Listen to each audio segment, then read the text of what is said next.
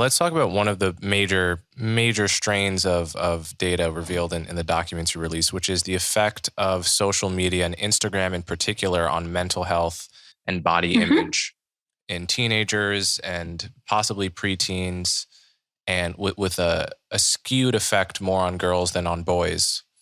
I was just recently talking to a few people about TikTok and learned, as I think many people know, that in China, TikTok has all of these built-in controls. Like you can't use it past 10 p.m.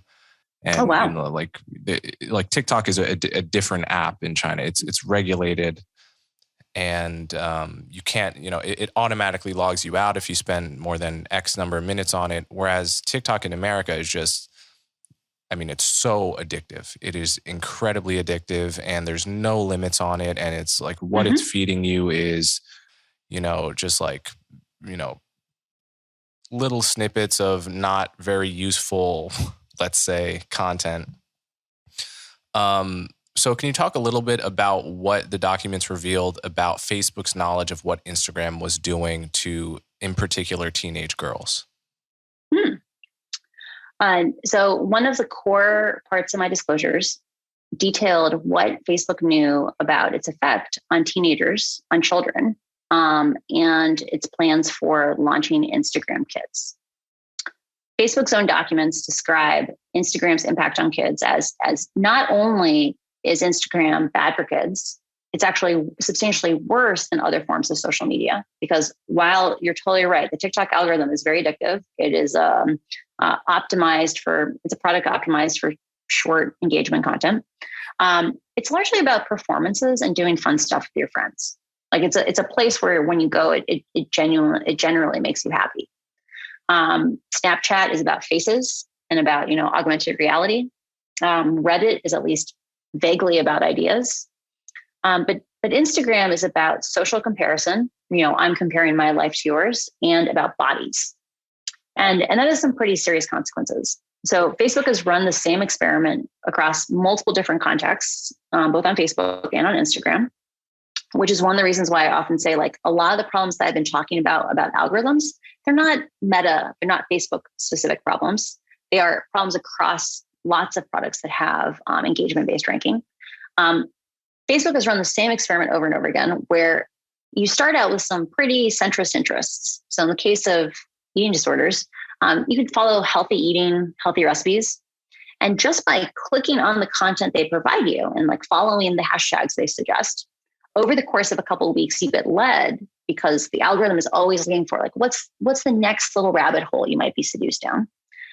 They're always trying to step you up the staircase. Because they're doing that, you can go from healthy eating to content that either legitimizes eating disorders or celebrates them on the order of 2 or 3 weeks. Yeah. And this is something that I discovered that experiment in the context of a document that was talking explicitly about the idea. Some people on the outside have said this is happening, and they're like, let's go check it out. Let's see if it's true. And they're like, yep, it is.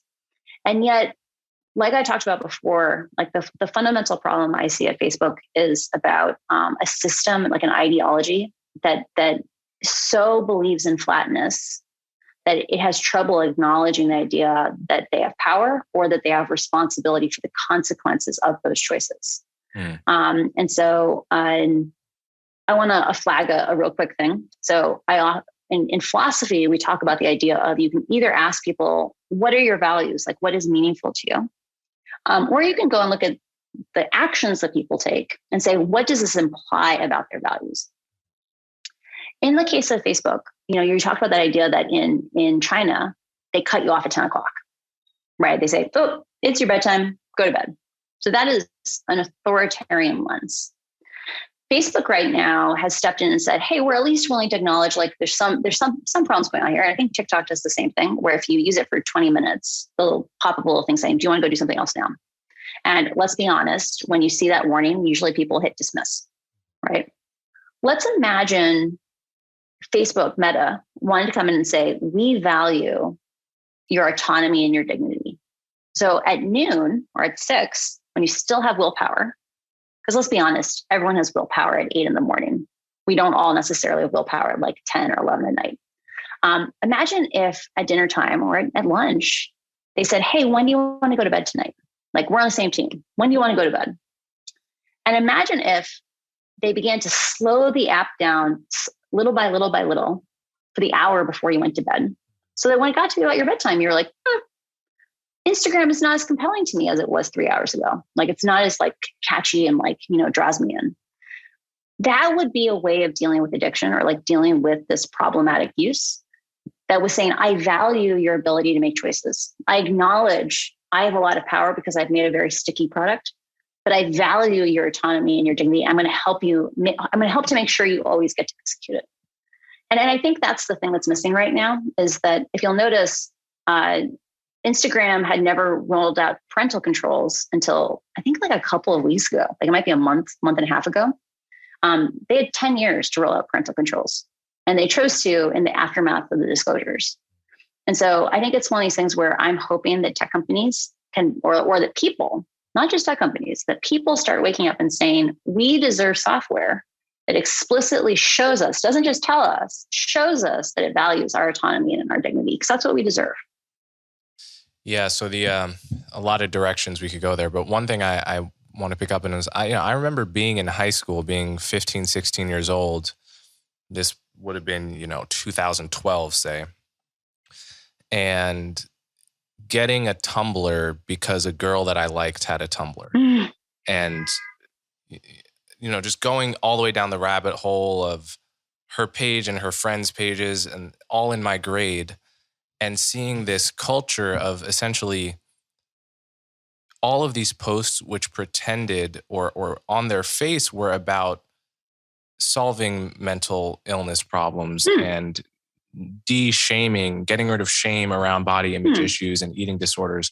But I could see there was a real undercurrent of actually glorifying a lifestyle,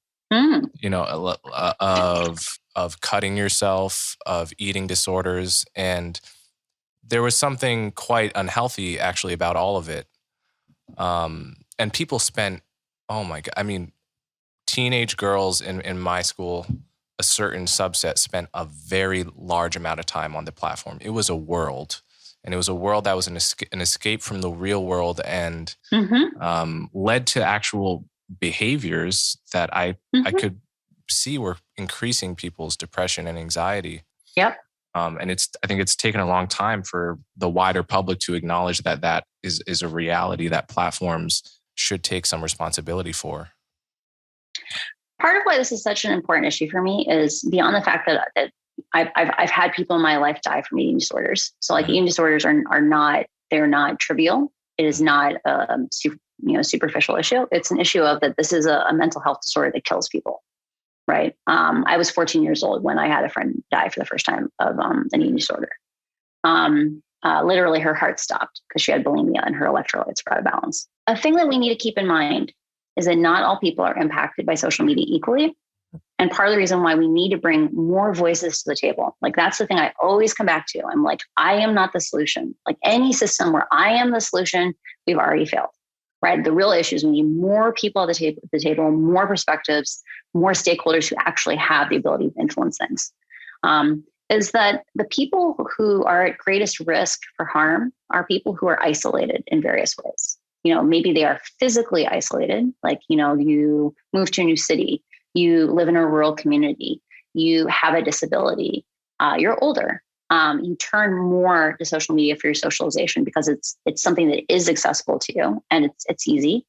It might be that you are economically marginalized. Like a lot of things where we socialize in person cost money, right? And the public infrastructure we used to have to facilitate these interactions, our bowling leagues, our people going to churches, all these things where we used to have a scaffolding where we had an in-person safety net for socialization, that's atrophying away. It could be that you are younger, right? Kids are getting their driver's licenses less and less, partially because they turn to these online forms of socialization. And like COVID made it significantly worse because now that was like the only option in a lot of cases. And the thing that people need to understand is that harm is concentrated on people who are overexposed. So the median person might be okay-ish on social media, but like 20% of kids are not okay. And maybe 5 or 10% of kids are really not okay. And so there's this question of who gets to weigh the trade-offs on like, what do those kids deserve? And it's my position that it's not enough to say, oh, it's the parents' responsibility. Like, parents are trying really, really hard right now, but these products are designed to be habit forming. They're designed to be sticky. And so I think it's fighting with one arm behind our backs to say, like, this is not a problem that we should solve together. It's a problem like parents should solve that problem. Yeah, I mean, I totally agree. I think there's been a lot of studies coming out showing that actually Instagram and Facebook have pretty small effect sizes on people's mental health, but that can really mask a huge effect that's concentrated on a very small number of people, right? Like, there's kind of a framing fallacy in the way those things come out. That's true on every single harm type on social networks. So like, one of the major areas that I want to work on in the next year is around how do we begin bringing more tools for education? Because the patterns of social media are very different than the patterns that we naturally think in. Like, I don't know if you've ever taken a statistics class or not, or if you remember your statistics class, if you have taken one. But like, we have this concept known as a normal distribution. And so the idea of a normal distribution is like, it's kind of a curve. Most of the things are in the middle, just a little bit on the outsides. It's a normal distribution. It's a bell curve. On social media, on social networks, almost every single pattern is something known as a power law. There's a very small number of people who get a huge amount of impact. It could be a small number of people have most of the voice, small number of posts have most of the reach, a small number of groups have most of the reach and impact. Or it could be things like harms. A small fraction of people get most of the hate speech. A small number of people give most of the hate speech. It becomes this thing where we can't think anymore in averages. We have to think about it in terms of what parts of the population are either concentrating harm or are concentrated sources of harm.